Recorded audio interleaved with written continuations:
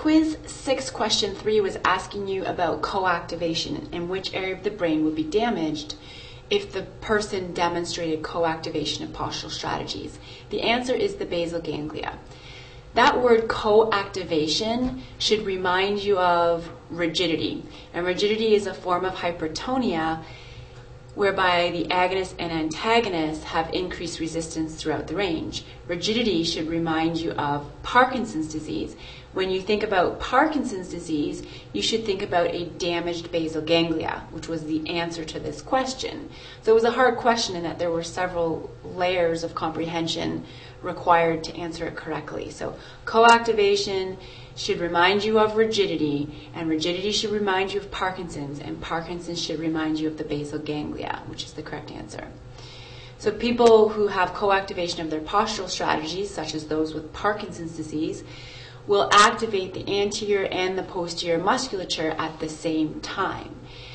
For example, if you are falling forwards and you want to use your hip strategy, normally the abs and quads will turn on.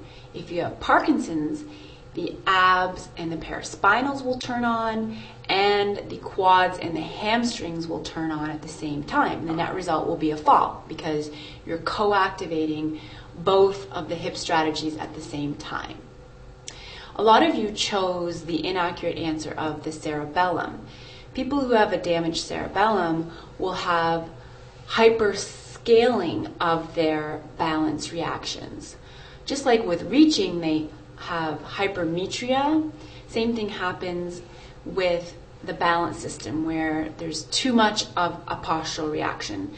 So if we're thinking about a person with cerebellar damage like Dan, if he's falling forward, when he tries to correct that, he goes too far in the opposite direction.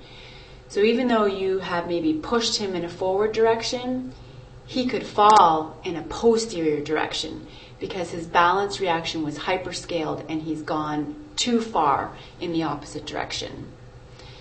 If I were to push you forward and I pushed you hard, you would actually potentially fall forward. You'd take a step forward.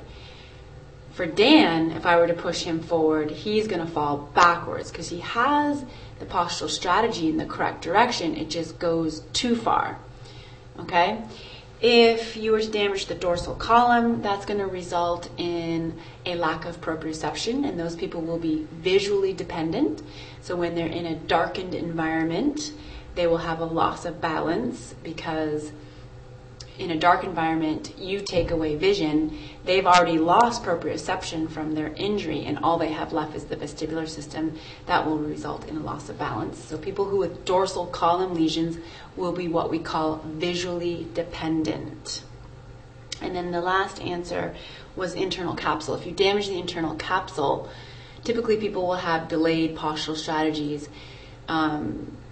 or possibly visually dependent, depending on whether you've damaged the motor or the sensory pathways within the internal capsule.